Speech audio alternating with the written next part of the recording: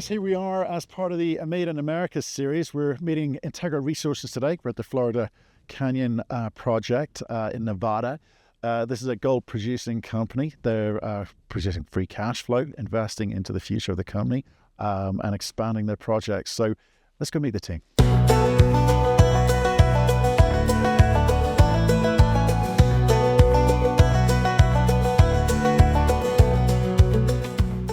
Okay, so here we are at the top of Radio Tower Hill on the Florida Canyon project. Here with George Salamis, CEO. So George, thanks very much, first of all, for inviting us here to take a look around. Lovely with the day team today, huh? It's a mixed day. We had sunshine, a bit of sleet, it's all happening. But look, what's blown my mind here is the size and the scale of the operation. You picked this thing up about a couple of years ago. What's the plan? Yeah, we've been owners for 18 months, and you're quite right. I mean, when you stand up here, you see the full extent of this operation. It's been in operation for 35 years. In fact, if you drew a big circle around this, it would have a 2.5 kilometer long diameter. So it's a big cell. It produced its 3 millionth ounce at the end of April. So wow. It's a big system. Congratulations. Yeah, thank you. And we've owned it for 18 months. And the idea was essentially to get us into cash flow, obviously to fund our growth projects. At first, we looked at this as a transitional asset, I guess, for lack of a better word.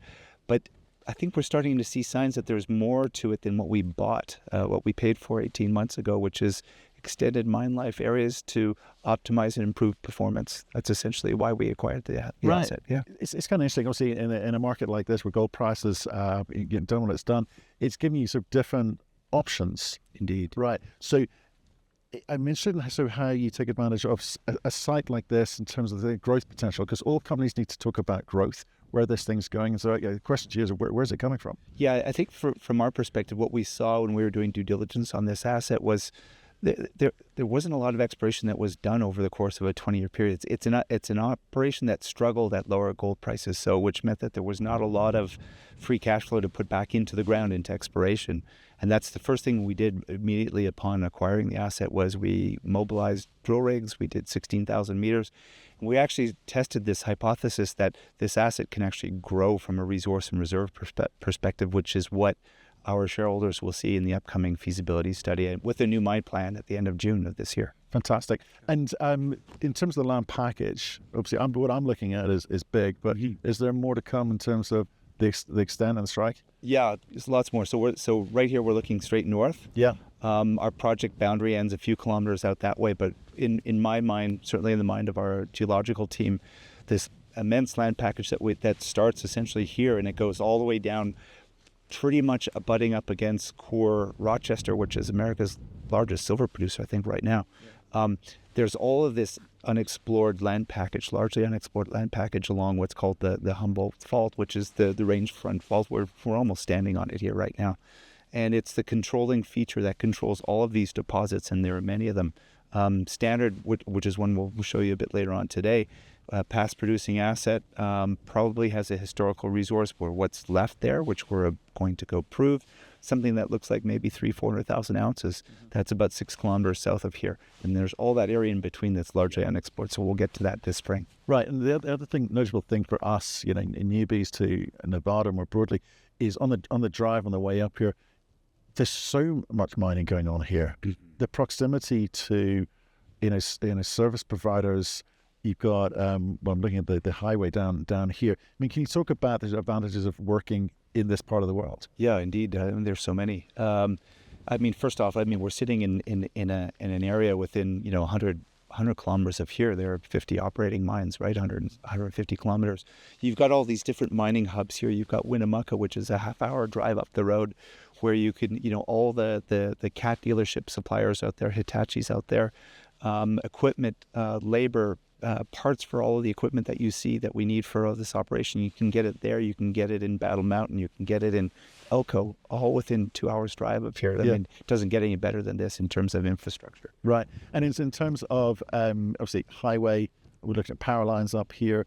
I mean, can you sort of talk to that in terms of how that benefits the operation? Yeah, and ease of access, right? I mean, we, if we need to order something and we need a part right away, it's not like we're waiting days and weeks to have it flown from somewhere else. Yeah, we just send a dispatcher up 30 minutes. They grab the part, they bring it back if we don't have it here. So yeah, the infrastructure advantages of having I-80 just right there is huge to us. Power obviously is in abundance out here. Water, the water situation is okay out here as well. Those are kind of the three main ingredients of what you need.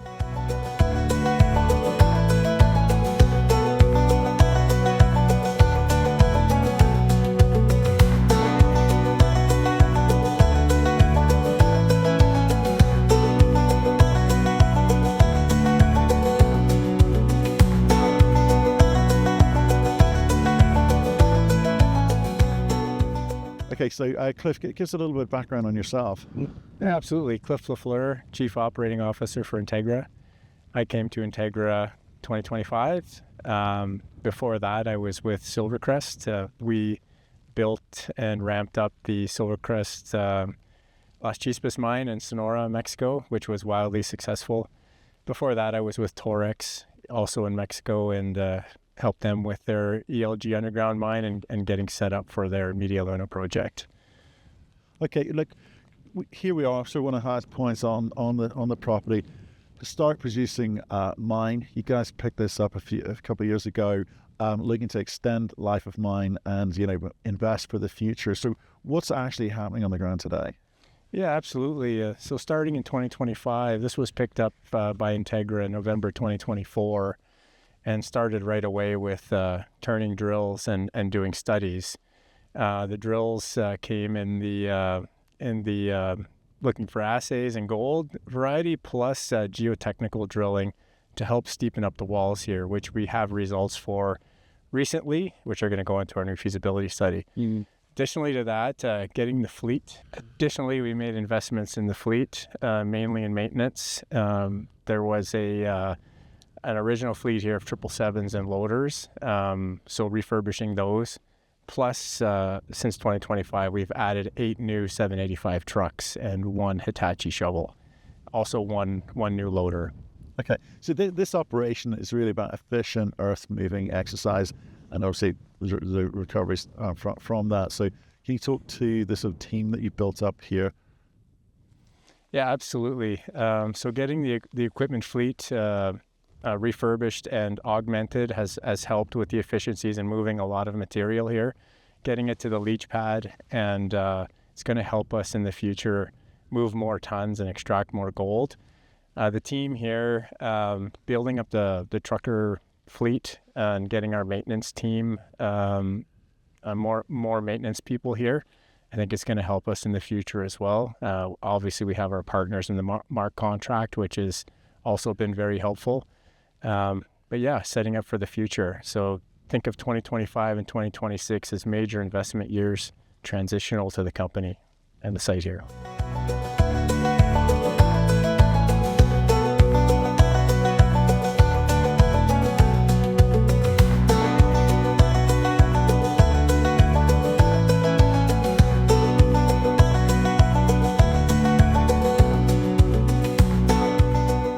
Greg, nice to meet you. Tell us a little bit about yourself. Where have you been? What have you done before? Yeah.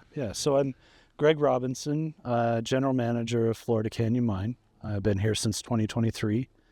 I'm a mining engineer by background, graduated in 1999 from University of Idaho, and been around since then. I've, like a lot of mining engineers, I've moved around, mostly the Western U.S., worked a little bit for construction companies, got back into mining. I've worked for several different companies, Rio Tinto, Core Mining, and then Florida Canyon. And so here, like I said, I've been here since 2023, and we've been since then working on, we started under, when I was here first, we started under Argonaut Gold.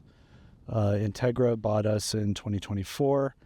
For the last few years, we've been taking advantage of the market conditions and the kind of good investment market we have right now, and working on building the operation. It's a little bit of the history of Florida Canyon. It started out as a Pegasus operation back in 1986. and was under their ownership and control until the early 2000s when Pegasus had its financial troubles, and from there the mine operated continuously under several different ownerships through about 2011. Had some intermittent stops and restarts year to year, and kind of started continuously again in 2016, and was acquired by Argonaut in the late 2010s. Right. And Argonaut operated us until they merged or sold the company in 2024, and so that's when Integra picked us up. About that time, we were producing, somewhere around the 50,000-60,000 ounce range. I understand it was a little bit before I got here, but when I started, we were starting a ramp up phase where we were trying to push tons to the leach pad and investing in the equipment fleet, and since then we've averaged around 70 to 75,000 ounces annually, and hope to continue ramping up. We're on a period of reinvestment in the mining fleet. We purchased some new equipment this last year, and are refurbishing the more legacy equipment on site. And right now we're pushing about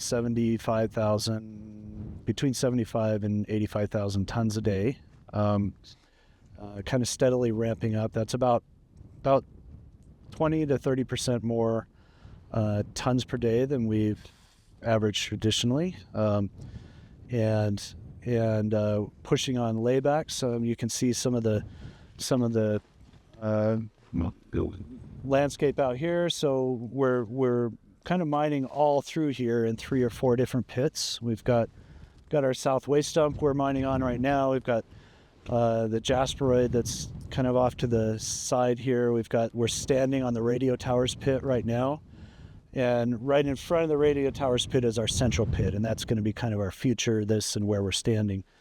Then off to the north here, we have our north pit. We're actively mining right now. That's the highest grade we have on site right now. And in a few years, we're developing these laybacks. We're doing a lot of stripping right now. So there's a lot of legacy stripping that wasn't done to develop some of these higher pits, and we're doing that right now. So our strip ratio is a little bit higher than they have been. Because we're pushing some of these down. Here in a couple of years, this where we're standing is going to come down as well, and develop into kind of one bigger pit in the central pit area. So the key to the business is you're investing for the long term, and to build out life of mine here rather than short-term quick wins. Yeah. I mean, the short-term quick wins are few and far between now. Our grades are low. We're one of the lowest grade operating mines in the U.S. and so we're definitely planning for the long term. We're trying to, this stripping phase is to develop pits that we won't mine for a couple of years or won't see ore out of for a couple of years, and that's kind of what we're all about. We're trying to develop plans that look out, 3 to 5 to longer years. We're trying to extend our mine life and do things correctly, so that we set ourselves up for future success.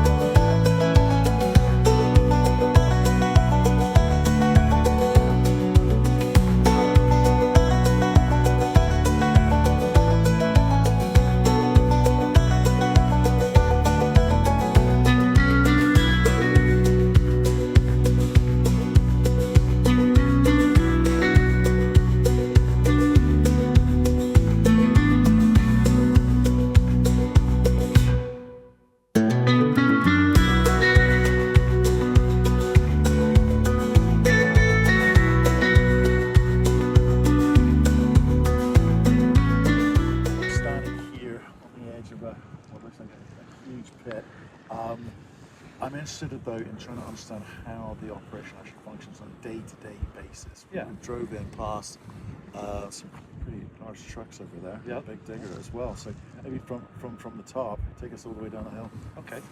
All right. Yeah. So, I mean, there's a lot of math and science that happens long before we ever get out here, right? Geology and engineering. And so, but once we get in the pit, we're a drill and blast truck shovel operation. So we start by drilling holes, and we're actually standing in a drill pattern right now that will be blasted, later this week or next week. So we drill holes on a pattern spacing, 25-foot benches, and we have a blasting contractor that comes in, loads each hole, and we shoot that. There's more math and science that happens inside the office to determine where the ore and waste is. We do assays and whatnot, and then we flag that and for the equipment, and we bring the equipment in, and they just mine it on a bench. And so what you saw over there was the loader and trucks. And depending on what he's digging at the moment, it'll either go to a waste dump. We've got several around the site, or it'll go to the crusher if it's above a certain grade, or it will go if it's lower grade ore, it will go straight out to the leach pad as run-of-mine. And so once it makes its way onto the leach pad in either crushed form or run-of-mine form, then we apply a weak cyanide solution to the ore. Again, it's all math and science based, but from there we'll see that later in the tour. That solution trickles down through the ore and collects the gold and silver. It actually dissolves the metals inside the ore and collects on a big liner underneath the entire leach pad, and we pipe it through our CIC tanks, and from there we collect it out, precipitate the gold and silver back out again, and make our doré product. Right, so we've got a lot of maths and science in here, because this is about driving efficiencies at all stages. Mm-hmm. In terms of kind of maintaining, your goal is obviously to maintain kind of a bit of grade control along the way. Mm-hmm. Can you explain how that works in the sense of where you're sequencing and where you go next? Yeah. So on a kind of tactical basis, on each one of these drill holes, we collect a sample, and that goes down to the lab, and we assay the sample for, we scan for a lot of things, but primarily the gold and silver. And from there we determine the grade, and from that we determine shapes to mine. And all that's done, in the office by engineers and geologists. On a bigger scale, they do the same process. Before we're here mining, they'll take an exploration drill rig in, drill a hole, which is the same process, take samples, determine zones where the ore is, and where it's mineralized, where it's not mineralized, what kind of material it might be, whether it's got some transitional sulfides in it, or other things that we want to process a little differently. And from there we build block models and mine plans and do all of the again the math and science part. Math and science. Yeah. Math and science. We're going to back to that. Obviously, what's blown me away is the size and scale of the operation. There's various bits at various stages, and some of those going to get obviously filled back in at some point as you kind of work the system here in the Big Basin. Can you talk to that, because there seems to be a lot going on. Yeah. Different ages and different phases at the moment. So what are we looking at? Yeah, absolutely. So we're standing in the north pit right now. Right. And we're on the north side of the property. Out in here is the central pit. That's our main pit. I talked about a little bit up there. That's kind of the future, present and future part. We have the radio towers pit up there, where we were filming earlier. And this is this is the result of 40 years of mining, right? So at somewhere in here we would have been standing on a mountain peak. Yeah. And over that time, we brought the whole mountain down, and we usually take it in slices, kind of like a block of cheese or something like that. So you target typically the good mineralization. The higher grades are lower in the pit, and through math and science, we target those areas and determine the economics of how wide the pits need to be, what the benches need to be, that kind of thing. And you essentially take it in slices, and that's what happened. The natural topography was out there at one point, and now we've sliced it back, and we're starting again up there and taking another slice. And you'll be doing the same thing here where we're standing. Yep. Yep. And like I said, eventually all these pits will kind of mesh together a little bit. Right now they're kind of scattered around. Some pits are higher than others. Yeah. It's all happening. Yeah. Good. Well, let's go down below and take a look at the operation there. Okay. Awesome. Okay.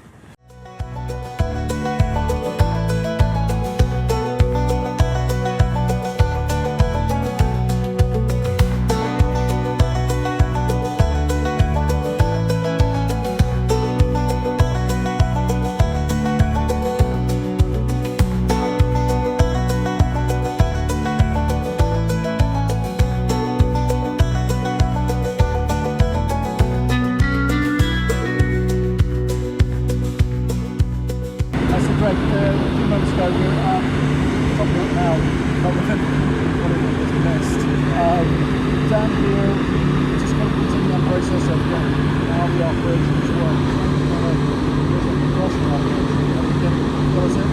Yeah, so about half of our ore comes down to the crusher, about 8 million tons every year. The trucks dump it in a pile up there.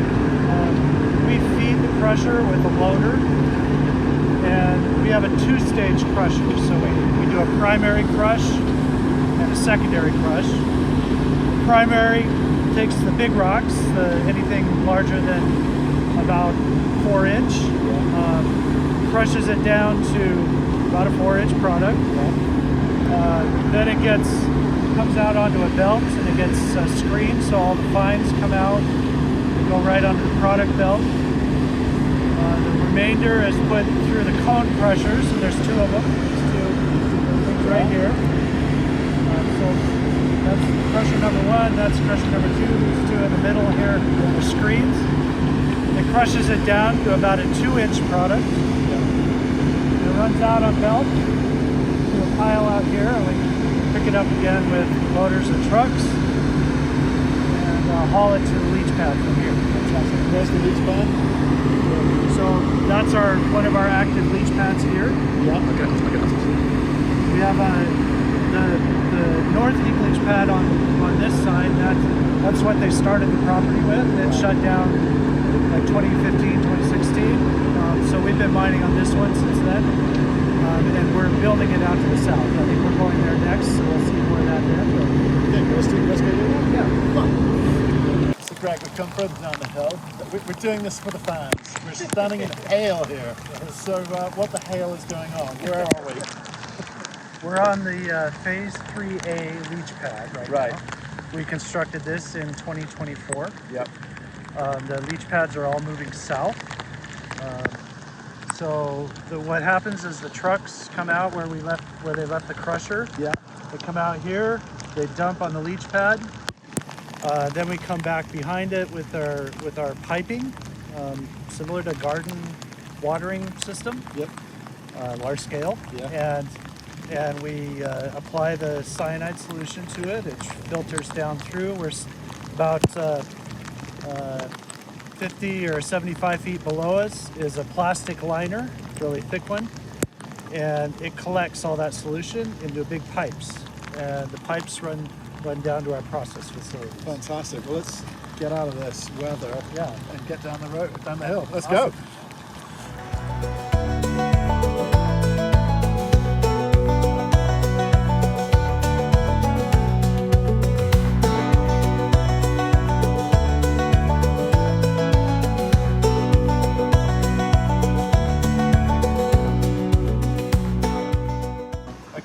we are, Greg. The next stage of the process, what are we looking at?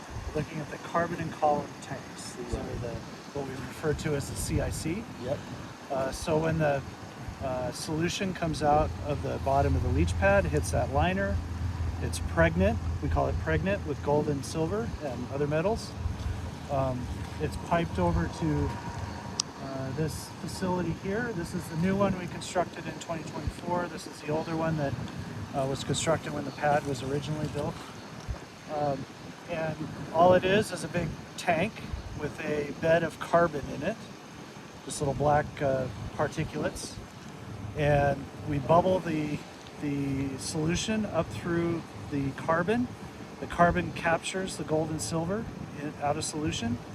And then we load that, essentially the carbon, out every once in a while in a truck and take it over to the process plant for further processing. You're going to get a look at that now? Yep. All right. Okay, so Greg, we've come down to the process plant.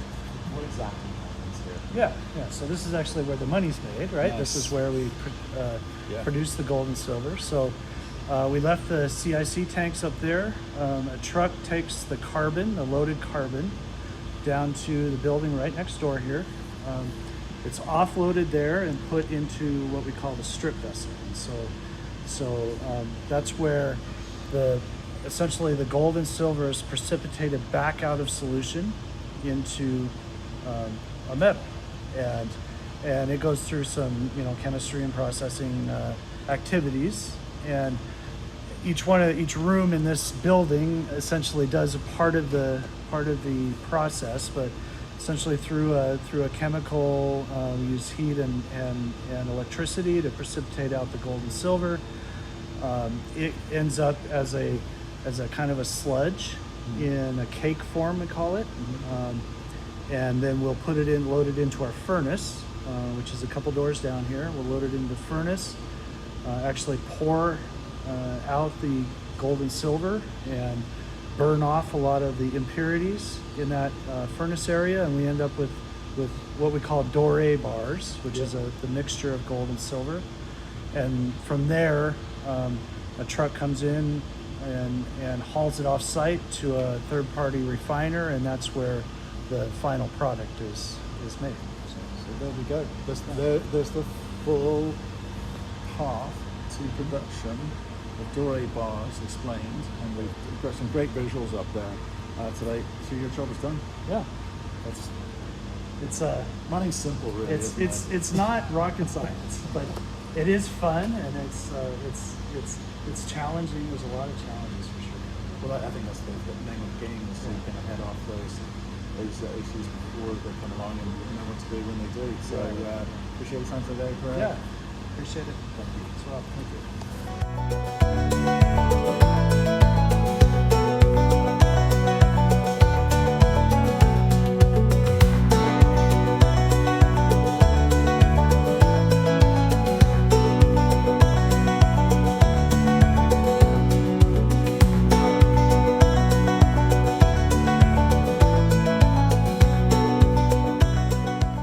So George, we've spent a bit of time with you and your team going around the property, and I think one of the things we talked about up the top, I think it was with Cliff, was obviously the up and coming feasibility study. So what are you hoping to achieve with that?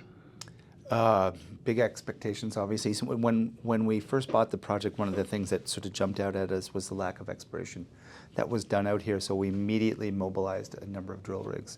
Last year we did 16,000 meters of drilling. This year we're on track to 42,000 just at this site alone. And the objective of that was simple: to add mine life to the 5 years that we bought with this asset. So we've got a pretty high conviction rate that we will add mine life as a result of that drilling to come. Yeah.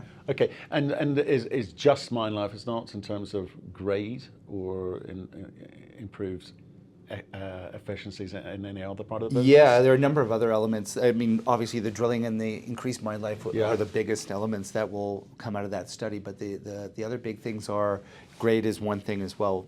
2027, 2028, where we'll be into better grade material in the central pits, which you saw today, which we took you out to.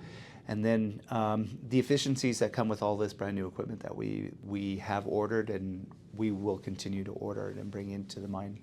site. A few tweaks to the metallurgical circuit as well, Okay. crushing circuit. Geotechnical improvements, steepening up the pit walls slightly by a few degrees.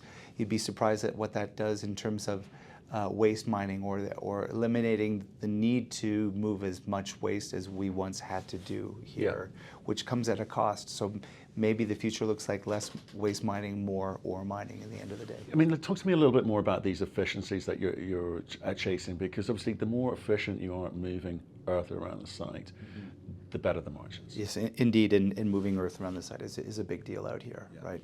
So increasing margins out here is related to efficiently moving dirt around the site, as we talked about, and that will come about as the new truck fleet gets kind of put into service. You'll see the benefits of that in the study. Steepening up pit wall slopes, just a few degrees means you're mining far less waste in the future. That has an impact on margins as well. It allows you to move more ore, less waste, produce more ounces, spread over a relatively fixed cost out here. Has a really strong effect of lowering AISC, which is kind of the driving factor of why we're doing a lot of this out here. Right.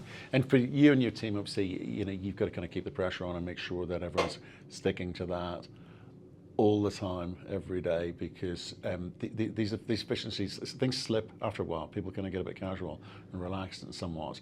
Here, you've not only sort of chasing gold, chasing margin, you've got to do it safely. Yes. In an environment like this, Yep. we've noticed the scale of the operation here. In terms of that kind of sequencing of events, because you're chasing different pits at different times, who manages that process? Yeah, well, and it gets back to, I think, one of the first things that you said in this question, which is they've been doing things at a set cadence in a set style and manner for the past 35 years. Yeah. And so we stepped in with the view of maybe there are some things that you can tweak and change, things like pit slope angles, for example, or maybe looking at mining and processing some of these low-grade stockpiles, which have already been mined, that sit very close to processing infrastructure. Mm-hmm. Short haulage distance means lower cost ultimately. So what does that look like when you put it into a study? Things like tweaking the metallurgical circuit, maybe just going for a different style of crush, maybe a different mix of run-of-mine versus crushed ore to the heap leach pad. All of these things, they're small, but they make a difference when you add them all up. All of these things will go into the feasibility study in June. Okay, so feasibility coming out, for most people that would be a big deal, a big moment. In terms of setting my expectations of what I should be thinking when that comes out. Longer mine life, for sure. That's it? Yeah, that's it. Okay. When we purchased Florida Canyon 18 months ago. Why is that significant, though? Tell me why that's the significant. time value of money. And instead of ore running out in 5 years, my expectation is it's probably going to we'll be showing a mine life of 8 years, maybe more. Right, okay. Maybe. And in terms of, what does that mean in terms for the rest of the portfolio and how that kind of fits in? It's basically, it's longer term cash flow, which we can support more growth on our growth projects on. Essentially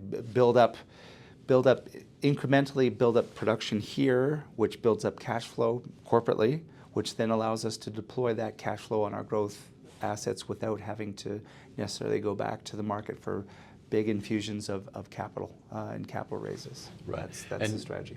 And just give me an update, and I know it'll be as per last quarter, but in terms of the kind of cash position now, because you dramatically changed the profile of the company in terms of not just the increasing ounces, but obviously the bottom line. So how healthy are things?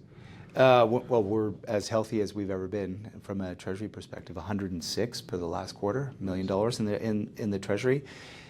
Despite the fact that we continue to reinvest in this operation, so this year we're spending $65 million. Last year we spent about the same. Reinjection of sustaining capital put back into the operation like it's never been done before. Despite the fact that we're reinvesting in this asset, we still continue to build up cash. Our desire is to get to Delamar, when we decide to build Delamar, with something that looks like maybe 50% of the total capex for that project in our treasury that we can deploy. The balance will come from some form of debt. That should be very welcome from our shareholders. It means that we don't have to go out to raise big big whacks of cash to build that. Always good news, and for projects like Nevada North as well, and because it's not. This isn't just about Florida Canyon. Mm-hmm. This is about the optionality of those other two projects and where you go next and when you time that as well, isn't it? Implications for the rest of the portfolio, given what the cash flow that we're generating here. Obviously, our mission is to generate as much cash flow as we can, as large a treasury as we can.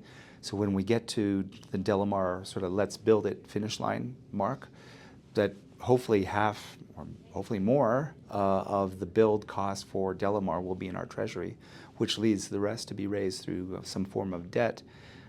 We're trying to do this in as non-dilutive manner as possible, ultimately. Implications for a project like Nevada North, which is very close, it's 35 kilometers to the west of us here where we sit today.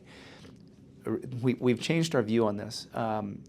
Florida Canyon, when we bought it, it had a set mine life of 5 years, and we sort of felt Florida Canyon will come to its natural end, and then we'll take some of the equipment here and just move it 35 kilometers to the west, and we'll deploy that on Nevada North.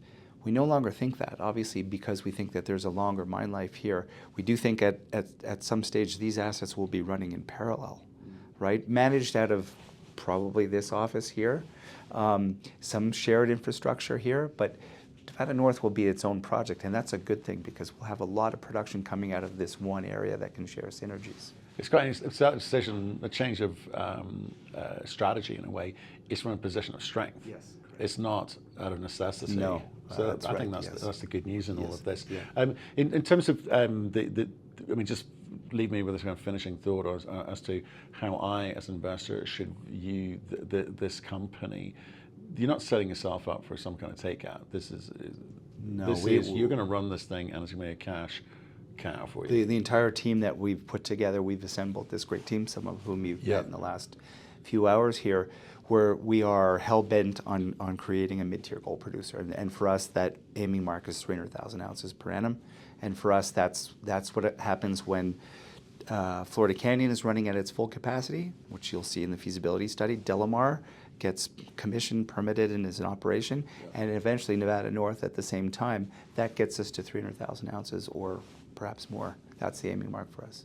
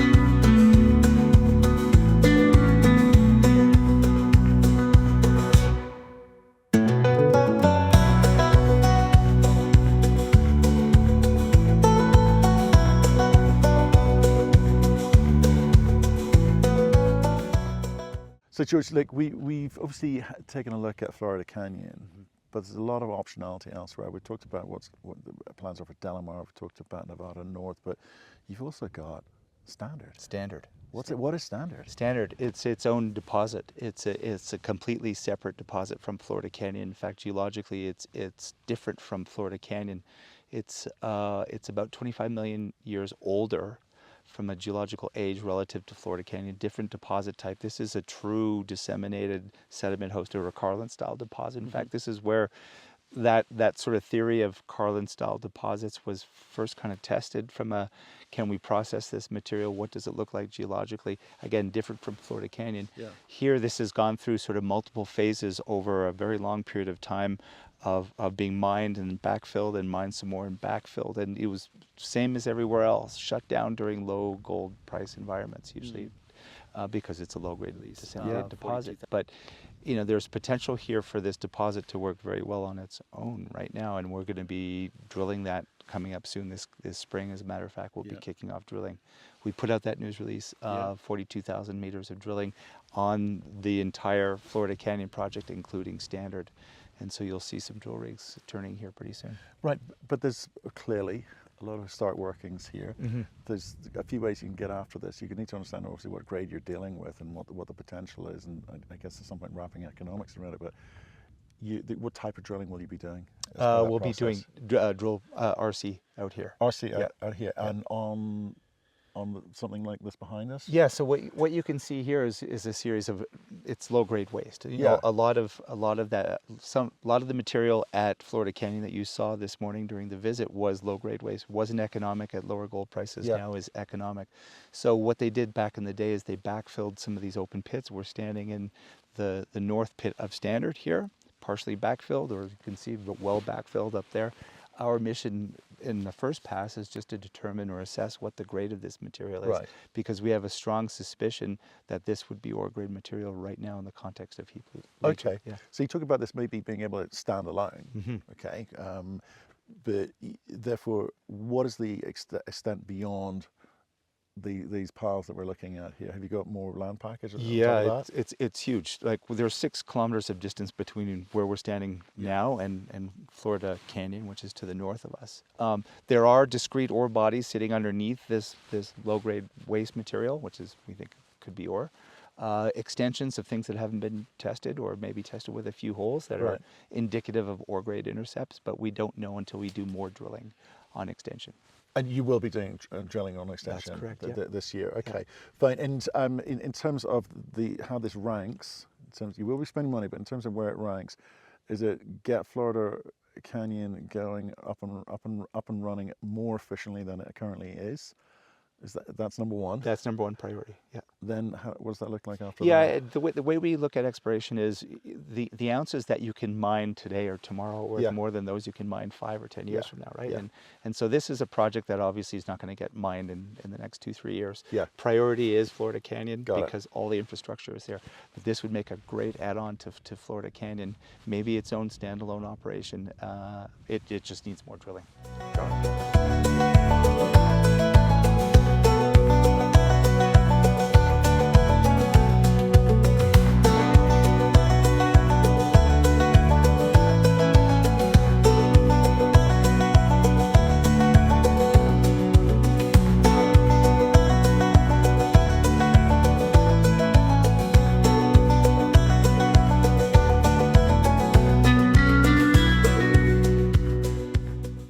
So George, great day with you and your team here. Some really interesting sort of seeing the extent of the project and the opportunity, quite frankly. But for your shareholders today, for anyone looking at this investment for the future, what is still yet to come? I think hammering home the notion that there's much more than the 5 years of mine life that we purchased when we purchased this mine 18 months ago. They'll see that in the study. You know, the fruits of our labors in terms of drilling the extensions of these various ore bodies out here, the stockpiled material that wasn't previously economic, that's now economic. All of that material will make it into a new mine plan. So they'll see longevity of a mine life, if you will. The other things as well is we've actually reinvested a lot into this mining operation. We've spent $130 million between last year and this year, by the end of this year, just reinvesting in new equipment back into this operation because we firmly believe that it has a long mine life still to go. And they'll see the benefits of this new equipment coming in the new study. So yeah, there's lots more to come in the feasibility study. Okay, so investing in the future to obviously is great. Driving efficiencies now is great. In terms of the output, that's what you'll be judged on. Can this thing get bigger? It can get marginally bigger. I mean, it's not the size of an operation or the scale, or nor is it the grade profile that, you know, you'll never see a doubling of the actual, you know, ounces produced on an annual basis. But you'll start to see marginal improvements. In fact, we've guided on that for next year. 80 to 85,000 ounces a year, which is about 17% more ounces than we've guided on for this year. So there's more of that to come, obviously, that you'll see in the new mine study. Right, so we're producing money, yes, free cash flow. Correct. It's a question of, you know, what do you do with your capital? Is there life beyond Florida Canyon? It's, interesting thing is when we bought this mining operation, our view was once it was pretty much done after year 5, maybe we could use some of this equipment to move to 35 kilometers across the valley to Nevada North, which is just over there, in the clouds over there. Now we're viewing Florida Canyon as being actually much longer than 5 years in terms of mine life. So that will be a standalone operation. These two operations will run in parallel. There'll be some synergies to share between the two assets ultimately, but we're seeing a much longer mine life here than we originally thought. Right. Yeah. And can we talk to Delamar and what plans are there? For sure. So obviously a lot of what we're doing here impacts what we're about to do at Delamar. Delamar is in permitting right now, federal permitting. But the plan to acquire Florida Canyon ultimately was to generate the cash flow so we could use that cash flow to finance Delamar, which we do believe that sort of 2 years from now will be shovel and ground ready to go, and with the cash build up from in our treasury that will fund a significant portion of Delamar, making it less dilutive to our shareholders. Future sounds bright. Yes.